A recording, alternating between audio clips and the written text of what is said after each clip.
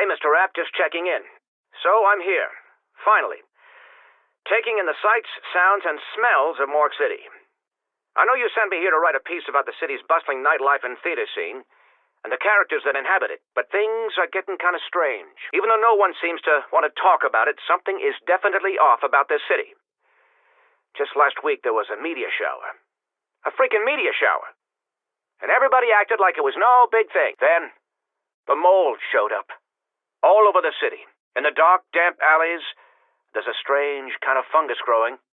It looks weird and smells even weirder, but nobody really says anything. Then people started getting sick. At first it just made them delirious, confused. Then they really got sick. It was like they were wasting away. People finally started talking about it. I spoke to one guy in his 80s, a fruit seller, at the local market. He said something similar happened in New England in 1882. When I tried to press him on it, he just lowered his head and ignored me. If you ask me, something definitely ain't right here. Hey, Mr. Rapp. So, I went by the market again today. For some reason, the fruit seller was much more talkative. Even if what he said was more than a little crazy. He told me that when he was a boy, his uncle would get drunk and start talking about how a dark force cast its shadow over the city. How good and evil were battling right on our doorstep. And that the only thing holding back the forces of the apocalypse was the ancient order of the Keepers. Well, even if what he said was more than a little crazy, I'm not sure he was. Even though they're scared, or maybe because they are, people are talking more. Asking around, I've heard more than a few whispers about this ancient order and the Keepers. I think it's some kind of cult. They say you can hear them chanting sometimes. From beneath the city. There's all these rumors about human sacrifices and freaky shit that even the police won't investigate. Because they've been paid off, or because they're too damn scared. I'm not sure what to believe anymore. Hey, Mr. Rapp. So I tracked down all the people you asked me to look into. I sent you a telegram with all their details, all their contact numbers. But I gotta be honest, I'm getting nervous. These last 6 months you've had me working like a low-rent private dick. When really, I just want to be a reporter. It's not that I'm ungrateful. I know the checks you've given me have been more than generous for services rendered. It's just all this stuff you've had me do. Tracking down ancient artifacts in the South Pacific, finding all these strange metals and rocks in Russia. And still, I haven't even met you face to face. I'm sorry, Mr. Rapp. I think maybe the mood in the city is getting to me a little. Making me nervous. Antsy. Anyway, I'm looking forward to you finally getting here. As you can see, these documents give some indication as to the considerable amounts of money we are talking about. My client would never have signed the authorization on these loans. Nonetheless, there it is, in black and white. Signed by Mrs. herself. Nero's family estate is not what it once was. Even if these documents are genuine, we'll need some time to get our affairs in order. I would advise your client that our company intends to aggressively pursue settlement within 1 week. 15 days at the most. Look, I need to make a call. My secretary will see you out. Please understand that you yourself are not under any suspicion at this time. This is merely an informal interview. Yeah, I know. Can we just cut to the chase? The chase? Excellent metaphor. Or is it an allegory? I can never remember the difference. You want to know about my partner, Jack Vincent. You're a good detective. So what do you want to know? That he's a loudmouth, show-off, more than a little rough around the edges? That he's a drinker, smoker? How about the fact that he's got a wife that scares him more than any fucking criminal out there? What do you want me to tell you? Is Jack Vincent on the take? Listen, the more I talk to you, the more I'll get a reputation around the precinct.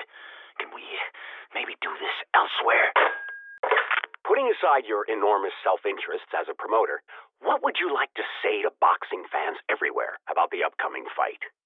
Particularly with regard to this last-minute substitution, Floyd Campbell? I'd like to say that Floyd Campbell is a credible opponent, despite how the bookies may see it. What about the fact that fans would much rather see the #1 contender facing off with the champion, your champion, as opposed to this little herd of journeyman fighter? Look, there's no doubt that Floyd Campbell is the underdog.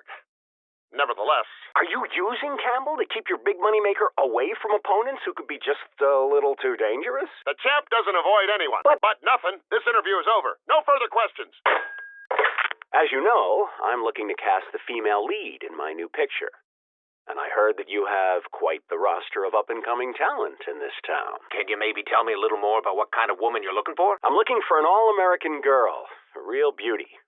I heard you may know an aspiring actress by the name of Jessica Rose. The burlesque dancer? She ain't exactly peaches and cream. More sugar and spice. I heard she's a real firecracker, if you know what I mean. I'd like to meet her. Give her a screen test. Leave it with me. I'll get back to you. Nero, I have the most wonderful news. The loan documents were fraudulent. Well, your wife was fraudulent. She forged your signature on the loan agreements, and we can prove it. The date on the forms says November 5th last year. Exactly the same time that you were in the hospital following your performance of the amphibious man. You couldn't possibly have signed those papers. You were in a coma for the entire month. Hey, Jackie, it's me. Some suit from Internal Affairs came by today, asking a whole bunch of questions. I didn't say anything, because I don't know anything.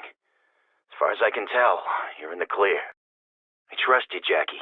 You're my best friend. You're like a brother. I just wanted you to know that I got your back. Always. Hey, Floyd, you did good. You kept your word. Delivered the knockout. I just wanted to tell you not to worry about any journalists or commission investigations. That is done. Anyways, besides setting your mind at rest, I wanted to give you the good news. It's all set. You got it, Floyd. You got your title shot. January 15th. Hey, Jessica. A movie director came by to talk to me today, said he wanted to meet you. I gotta be honest, I didn't get a good feeling from him. I told him where to go. Well, not in so many words. Listen, I'm glad you didn't sign that studio contract. Truth is, I'm not even much of a producer. I'm more of a talent wrangler. Here's the thing. My partner's written a musical that just got financing. I know that you're going to be perfect for the lead. This time next year, you're going to be on Broadway, baby! To any survivors of this realm, I am truly sorry. I wish I could offer you some words of comfort, but I cannot. It is my hope that I can rid the universe of the evil that has plagued us for so long. But in my heart, I know many more dimensions will be lost forever as we continue our journey towards peace. Forgive me.